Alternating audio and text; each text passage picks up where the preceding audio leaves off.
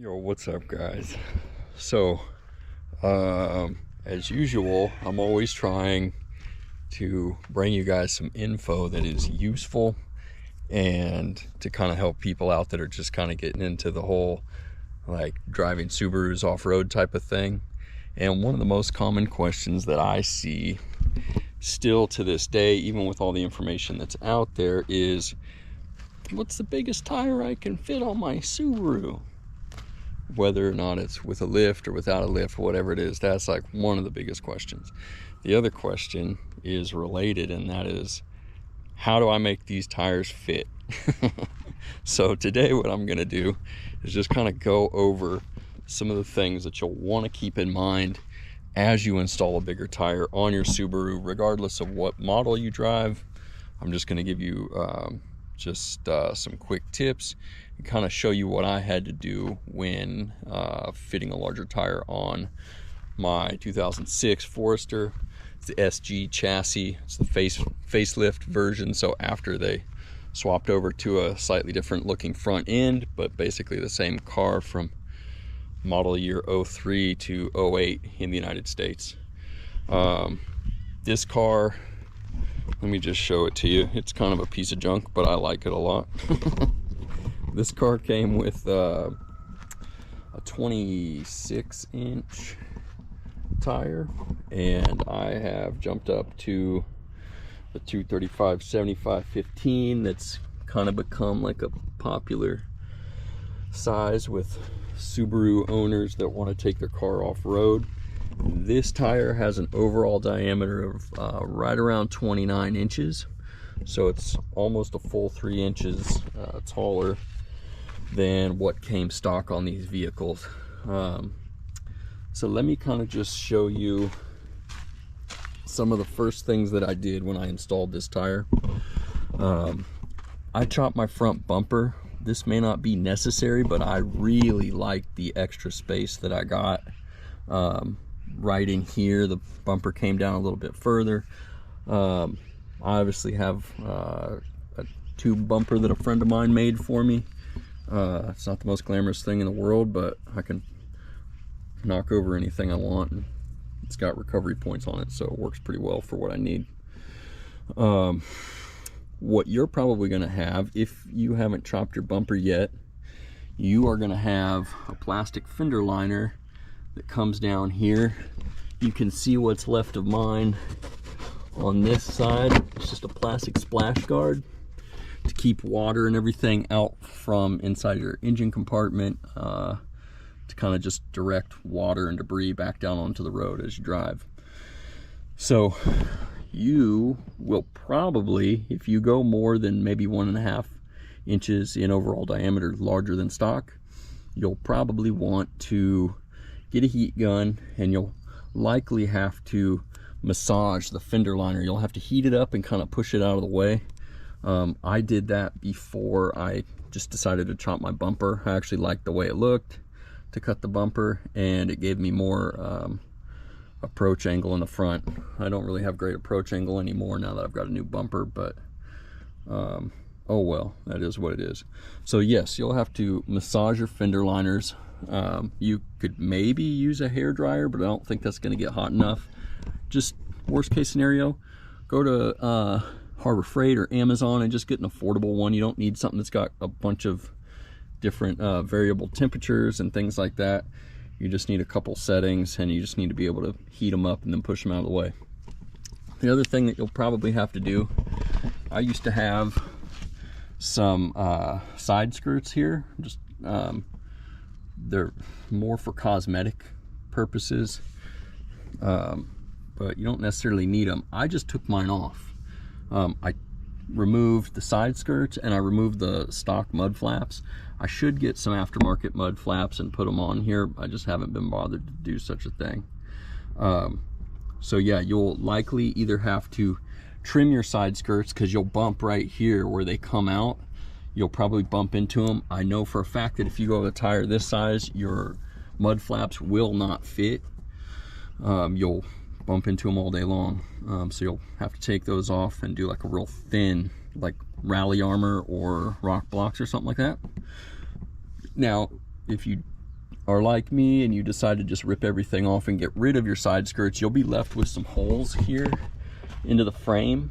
And I just took some body panel clips, just stuffed them in there and plugged them. They were a pretty tight fit.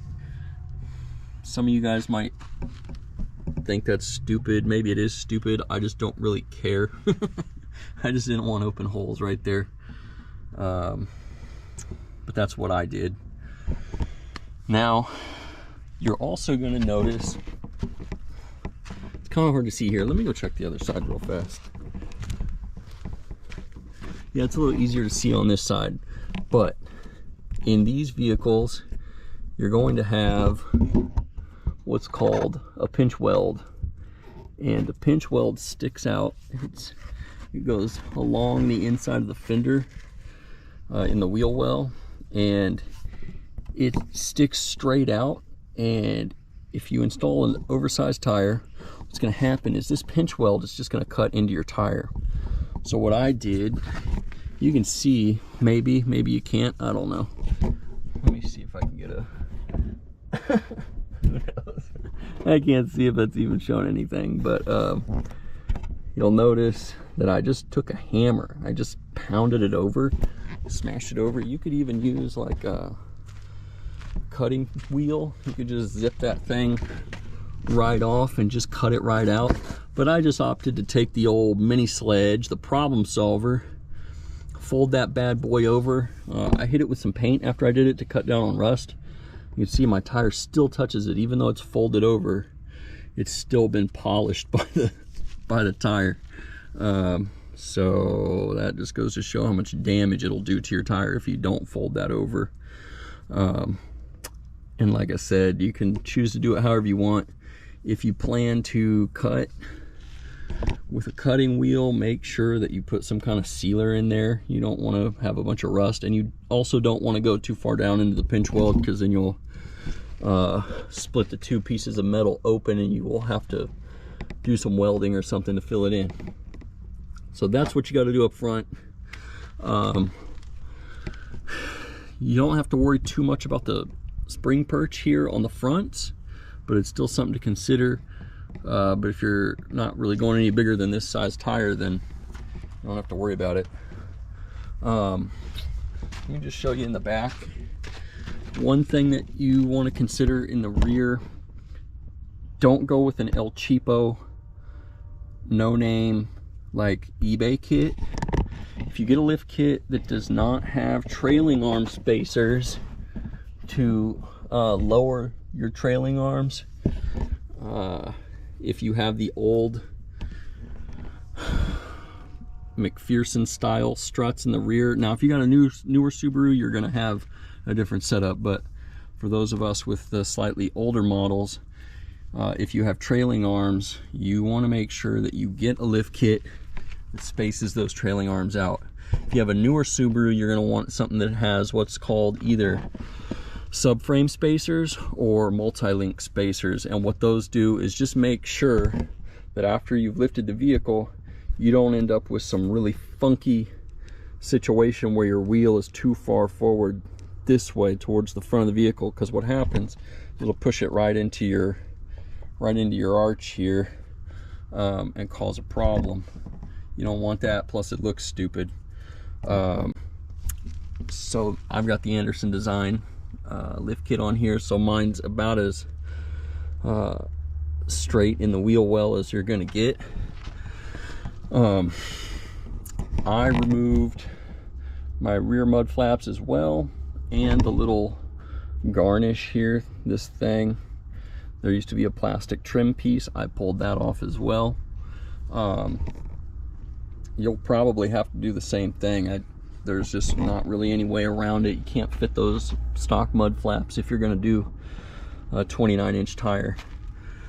The other thing, you're not going to be able to just run stock wheels with the stock offset and put this big of a tire, because this right in here, I hope you can see this, but this section where the rear spring perch is, you will come into contact with that on most stock offset wheels. So what I did I upgraded to a set of Black Rhino boxers. I am running spacers on these. I really don't need to be, but I just am. I think, I don't remember why I decided to do that. It's probably stupid reasoning behind it.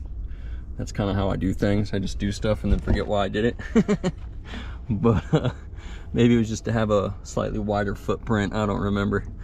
But yeah, you're gonna run into this spring perch here. So if you're running stock wheels, you're gonna need a 1-inch spacer. If you're not running stock wheels, try to find something with at least a 15mm offset. Black Rhino, Methods, who else? Motegi makes some really great wheels for an affordable price. There's a lot of other good brands out there. Inky makes some wheels that you may be able to use that are going to be lightweight, but me personally, I really like the Boxer. I think it's a great wheel. It's super light. The Black Rhino Boxer and the Black Rhino Rumble are probably the lightest wheels on the market for Subarus that come in the 5x100 bolt pattern. They also come in other bolt patterns, but me personally, I needed the 5x100, so that's what I got. You will need hub-centric rings, so if you buy them brand new, I believe Black Rhino sends those rings with them. That's just to make sure that it fits on the hub properly.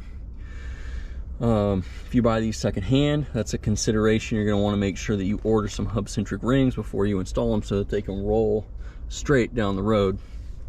Other than that, there's not too much to consider. I chopped my rear bumper just for more clearance and because I like the way it looked. You probably won't contact yours too much. I don't really have any contact marks here from the tire. I would suggest rolling your fenders. I haven't rolled mine yet, but I should, because you can see here I actually hit the fender with my tire when I was at full droop trying to climb up something, and kind of bent that out a little bit. So you can kind of do whatever you want. They'll self-correct eventually, but that's pretty much it. Just want to get a wheel that's going to work. Like I said, I'm running the 235 75/15. I think it's a great tire size. I've been able to do a lot of stuff with these Accelera MT-01s. Once I blow these up, I'll probably get another set because I've just been so impressed with them. But other than that, the only advice I can think to give is just don't go too big on the tire size, because you get to a certain point where you really just run out of gearing and you can't really spin the tires. Then your car's kind of undrivable, doesn't have any power, you can't climb up anything. We don't have dual range transmissions here in the United States, and even the dual ranges that are available for import, they're really not even that low. I've also got this Jeep Cherokee that's a wheeler. It's just on 33s. It's not too crazy, but I am in the process of re-gearing it. And fortunately, on these straight axle vehicles, the re-gearing process is not that difficult. You really just have to pull the axle shafts out of the way, pop the diff housing cover off, do your work. I mean, obviously you got to set your backlash and all that stuff. I'm gonna have somebody do it for me so I don't mess it up. But on these vehicles, since it's such an easier thing to do, there's a lot of aftermarket options. You can go 410s all the way up to, like, you know, 529. I don't even remember all the different ratios that are available, but it's like a common thing. It's super easy to do. And you've also got that low range 4 low, where you just boop, you shift down. You've got a super just low gear that you can kind of crawl around with. On a Subaru, you don't really have that option. So I recommend not exceeding 2.5 to 3 inches bigger than your stock overall diameter. I can't even talk today. And that's just for functionality purposes. I know it sounds cool to be like, yeah, man, I got 31s, bro. Yeah, I got 33s on my Subaru. But there's nothing cool about not being able to actually drive it. So first of all, you're not gonna be able to stop very well. You're not gonna be able to accelerate for crap. You're not gonna be able to climb up anything. And you're just gonna wear out all the components of your steering, your suspension. Everything's just gonna wear out super fast, because nothing on these cars is truly designed to be wheeled on very hard. So your steering rack is pretty weak sauce when you compare it to like a real 4x4 that's got heavy duty tie rods and that sort of thing. If you look at most Jeeps and Toyotas, there's all kinds of steering upgrade options that are easy to install and relatively affordable, but on a Subaru you don't really have that option. So you're going to be bending tie rods, you're just going to tear up all kinds of stuff if you go too much further up in tire size. So that's my recommendation. Stick with nothing more than 2.5 to 3 inches taller in overall diameter than what your Subaru came with from the factory. So these are just some real basic tips. Obviously I recommend talking with somebody that's like a trusted mechanic, or somebody that is a professional that you can kind of make a game plan with. You obviously don't want to go to a tire shop and be like, hey, I want to install 30s on my Subaru, because they're going to say, oh, it doesn't fit, because they're just looking at a computer screen.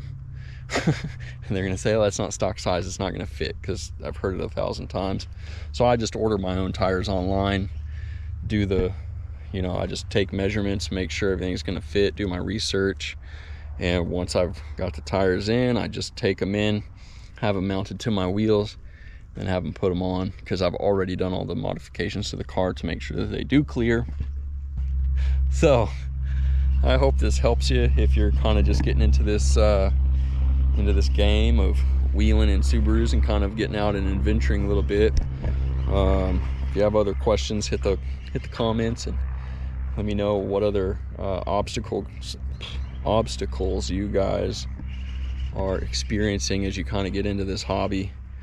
But till next time, thanks for hanging out with me.